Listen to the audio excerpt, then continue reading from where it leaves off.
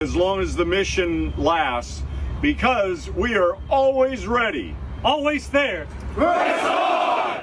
የአሜሪካ የፖለቲካ ልብና የዓለም የዲሞክራሲ ተምሳሌ ተደርጋ የምትወሰደው ዋሽንግተን ዲሲ ዛሬ አስደንጋጭ ትዕይንት አስተናጋጅ ሆናለች።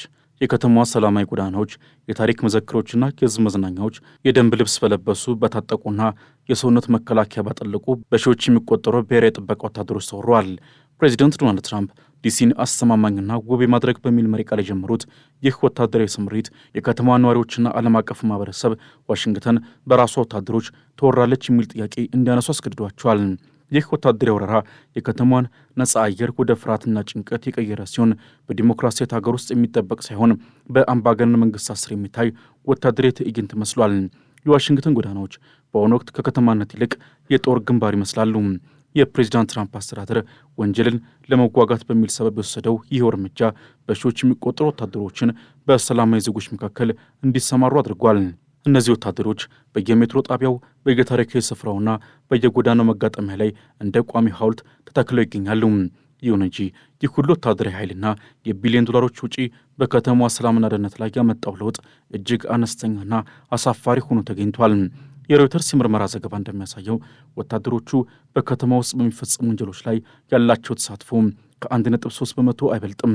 ይህ ማለት ከተማዋን የወረረው ወታደራዊ ኃይል ወንጀልን ከመከላከል ይልቅ በሕዝብ ላይ የስነ ልቦና ጫናን መፍጠርና የአገዛዙን ጉልበት ለማሳገድ ብቻ የተሰማራ መሆኑን ያረጋግጣል። የዚህ ወታደራዊ ወረራ የኢኮኖሚ ኪሳራ እጅግ አስደንጋጭ ነው።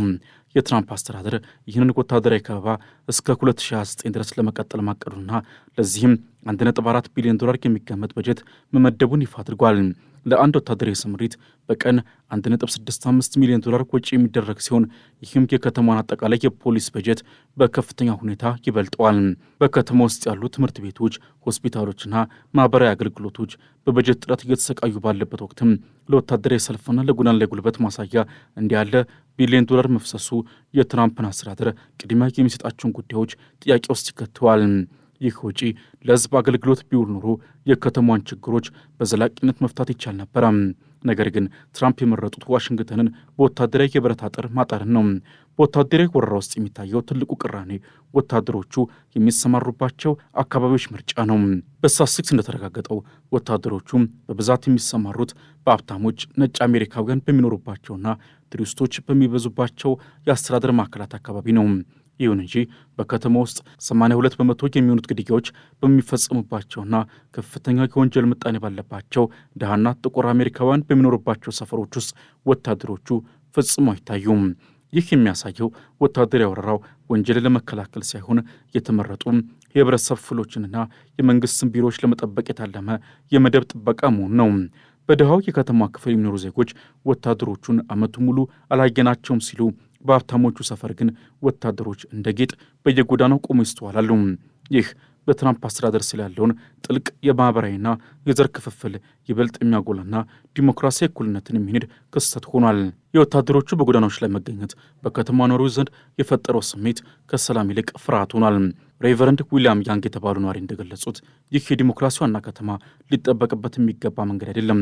ወታደሮች በጎዳናዎች ላይ ሲሰለፉ ማየት በሁላችንም ውስጥ ፍርሃት እንዲነግስ ማድረግ ዘዴ ነው። ዋሽንግተን ዛሬ ልክ እንደተከበበች ምሽግ ሆናለች። ሰላማዊ ዜጎች ወደ ስራቸው ሲሄዱ፣ ልጆች ወደ ትምህርት ቤት ሲያምሩና ቱሪስቶች ከተማዋን ሲጎበኙ በየጥቃቅን እርምጃዎቻቸው የታጠቁ ወታደሮችን ያሉ።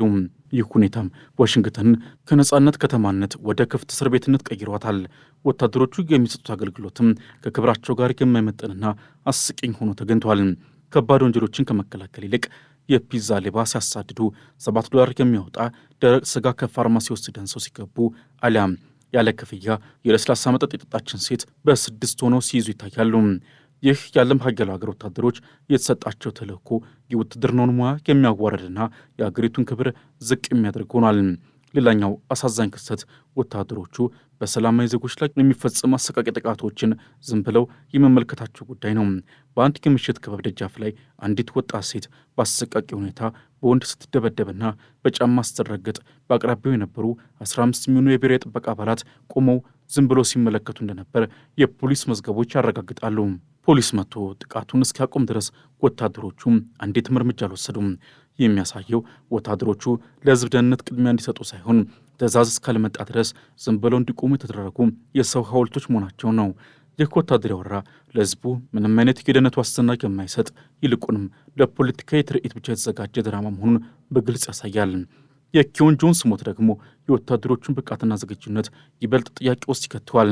ጆንስ በጩቤ ተወቅቶና አንጀቱ ወጥቶ መሬት ላይ ወድቆ ያለ ወታደሮቹ አግኝተውት ነበረ። ነገር ግን ወታደሮቹ ወጣቱ ሰክሮ ነው በሚል ግምት በቸልተኝነት አልፈውታል። ጆንስ ሆስፒታል ከደረሰ በኋላ ሕይወቱ ማለፉ ወታደሮቹም ለድንገተኛ አደጋ እርዳታም ሆነ ለሕዝብ አገልግሎት ምንም አይነት ስልጣን የሌላቸው መሆኑን ያረጋግጣል። የወጣቱ አክስት በመሬት እንደተናገሩት ወታደሮቹ ቢረዱት ኖሮ ሊተርፍ ይችል ነበረ። ይህ በቢሊዮን ዶላር የሚወጣበት ወታደራዊ ስምሪት የሰውን ሕይወት ማዳን ካልቻለ ለምን አስፈለገ የሚለው ጥያቄ የብዙዎች ሆኗል።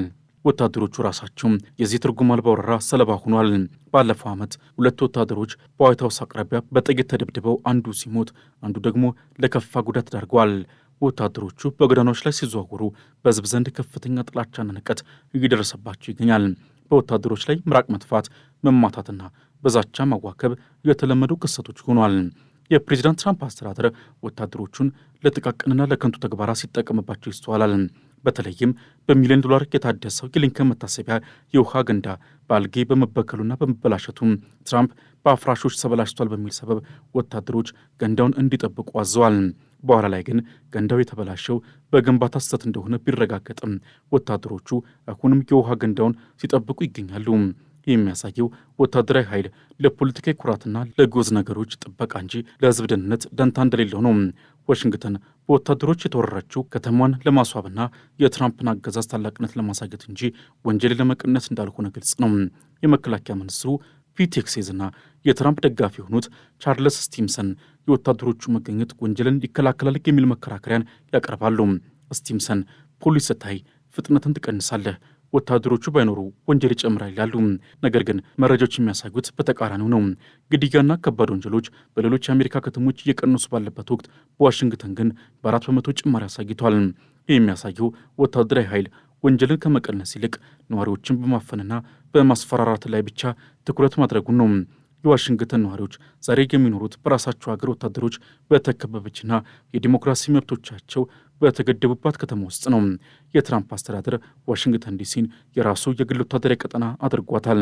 በከተማ የተሰማሩት የብሔራዊ ጥበቃ አባላት በፌዴራል ማርሻልነት ስልጣን የሰጣቸው ሲሆን ይህ ደግሞ በከተማው አስተዳደር ላይ የፌዴራል መንግስቱን የበላይነት ለማረጋገጥ የተደረገ እርምጃ ሆኗል። የከተማ ከንቲባ ሙሪየል ባውዘር ይህንን ስምሪት ችግር ያለበት ሲሉ ጠርተውታል። ብዙዎች እንደሚስማሙት ትራምፕ ዋሽንግተንን በወታደራዊ ኃይል የከበቡት ከተማን ለመጠበቅ ሳይሆን የዲሞክራቲክ ፓርቲ መሸሸጊያ የሆነችውን ከተማ ስርዓት ለማስያዝና የራሳቸውን የብረት እጅ አገዛዝ ለማሳየት ነው። ይህ በታሪክ ተወዳዳሪ የሌለው ወታደራዊ ወረራ የአሜሪካንን ህገ መንግስታዊ መርሆዎች የሚጻረርና የዜጎችን ነጻነት የሚጋፋ ነው ተብሏል። ወታደሮቹ በጎዳናዎች ላይ የሚሰሩት ስራ ወታደራዊ ጨዋነትንና ስነ ምግባርን የሚጻረር ሆኖ ይስተዋላል። በአንድ በኩል ለከባድ ወንጀሎች ዝምታ መምረጥ፣ በሌላ በኩል ደግሞ ጥቃቅን ጥፋቶችን የፈጸሙ ሰዎችን በቡድን ከቦ መያዝ የወታደራዊ ኃይሉን ዓላማ ያዛባል። ሬቨረንድ ኖርማን ኒክሰን እንደገለጹት ሰዎችን ከመላው ሀገሪቱ አመጥተው እዚህ አከማችተዋቸዋል። ወታደሮቹ የፖሊስ ስራ ከመስራት ይልቅ ህዝቡን በማዋከብ ላይ ተጠምደዋል። ወጣቶች ከምሽት ሰዓት በኋላ ወደ ሜትሮ ጣቢያ እንዳይገቡ በወታደሮች መከልከላቸውና በቡድን ሆነው ጎዳናዎችን መዝጋታቸው ዋሽንግተን በሰላም ጊዜ በወታደራዊ አገዛዝ ወይም ማርሻል ሎው ስር እንዳለች ያስቆጥራል። ይህ ወታደራዊ ወረራ የሚያስከትለው ማህበራዊ ቀውስ ለዓመታት የሚቆይ ጠባሳ ሊተው ይችላል። በህዝብና በመንግስት መካከል ያለው እምነት እየጠፋ ሲሆን ወታደራዊ ኃይሉ እንደ ጠባቂ ሳይሆን እንደ ወራሪ መታየቱ ለአገሪቱ አንድነት ትልቅ አደጋ ነው። ትራምፕ ይህንን ስምሪት እስከ 2029 ለመቀጠል መወሰናቸው ዋሽንግተን ለሚቀጥሉት ዓመታት የጦር ሰፈር ሆና እንደምትቆይ ያረጋግጣል። በቢሊዮን ዶላር የሚወጣበት ይህ ፕሮጀክት ውጤቱ ግን የዜጎችን መብት መግፈፍና ፍርሃትን ማንገስ ብቻ ሆኗል። የከተማ ፖሊስ ኃይል ከወታደሮቹ ጋር ባለው ግንኙነት ላይም ግልጽነት የለም። ወታደሮቹ ወንጀል ሲመለከቱ ፖሊስን ከመጥራት ባለፈ እርምጃ እንዲወስዱ አለመፍቀዱ ስምሪቱን ይበልጥ ትርጉም አልባ ያደርገዋል። በተጨማሪም ወታደሮቹ በተሰማሩባቸው አካባቢዎች የሚታየው የዘርና የመደብ ልዩነት የአሜሪካንን ማህበራዊ ፍትህ ጥያቄ ውስጥ ይከተዋል። ወታደሮቹ በሀብታሞች ሰፈር ሲሰማሩ፣ ድሆች ግን ለወንጀል ተጋልጠው እንዲቆር መደረጉ የመንግስትን ግዴታን ወደ ጎን የተወ እርምጃ ነው። ትራምፕ ዲሲን ውብና ደህንነት ይጠበቅ እናደርጋለን ሲሉ ውበትና ደህንነት የተባለው ለተመረጡ የህብረተሰብ ክፍሎች ላይ ብቻ መሆኑን በምድር ላይ ያለ እውነታ ያረጋግጣል።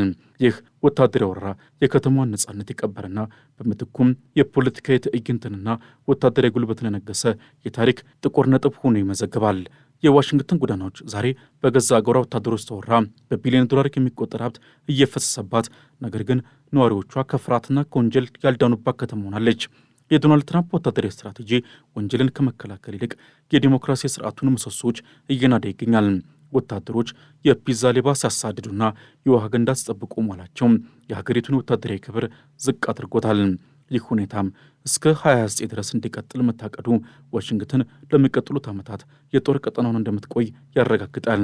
በጎዳናዎች ላይ የሚሰማው የወታደሮች የጫማ ኮቴ የህገ መንግስቱንና የነጻነትን ድምፅ እያጠፋው ነው።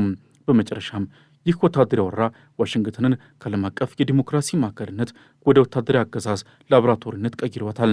ትራምፕ በወሰዱት በዚህ አክራሪ እርምጃ ከተማዋን በወታደራዊ የብረት አጥር ከበው የዜጎች መብትና ነጻነት መስዋዕት አድርገዋል። በቢሊዮን የሚቆጠር ገንዘብ ለከንቱ ትዕይንት እየፈሰሰ ህዝቡ ግን በገዛ ከተማው እንደ ባዕድ እየታየ ይገኛል። ይህ ታሪክ ዋሽንግተን በወታደሮች የተወረረችበትና የዲሞክራሲ ተስፋ የጨለመበት አሳዛኝ ምዕራፍ ሆኖ ይቀጥላል። ዓለም ይህንን ትዕይንት በትዝብትና በስጋት እየተመለከተ ሲሆን የአሜሪካ ህዝብ ደግሞ ዋና ከተማይ በወታደሮች መቼ ትለቀቃለች የሚለውን ጥያቄ በጭንቀት እየጠበቀ ነው። ዋሽንግተን በወታደሮች ትወራለች። ይህ ወረራ ደግሞ ከውጭ ጠላት ሳይሆን ከውስጥ የመጣ በቢሊዮን ዶላር የሚደገፍና የዲሞክራሲን ትርጉም የቀየረ የታሪክ ጥቁር ጠባሳውን ይመዘግባል። ትራምፕ የመረጡት መንገድ የሰላም ሳይሆን የጉልበት፣ የደህንነት ሳይሆን የፍርሃት መንገድ ሆኖ በከተማ ጎዳናዎች ላይ በየቀኑ ይገለጣል። የወታደሮቹ ሰልፍ በዋሽንግተን ጎዳናዎች ላይ ሲቀጥል፣ የነጻነትና የፍትህ ድምፅ ግን ይበልጥ እየተዳከመ መሄዱ የታሪክ ታላቅ ምጸት ሆኗል።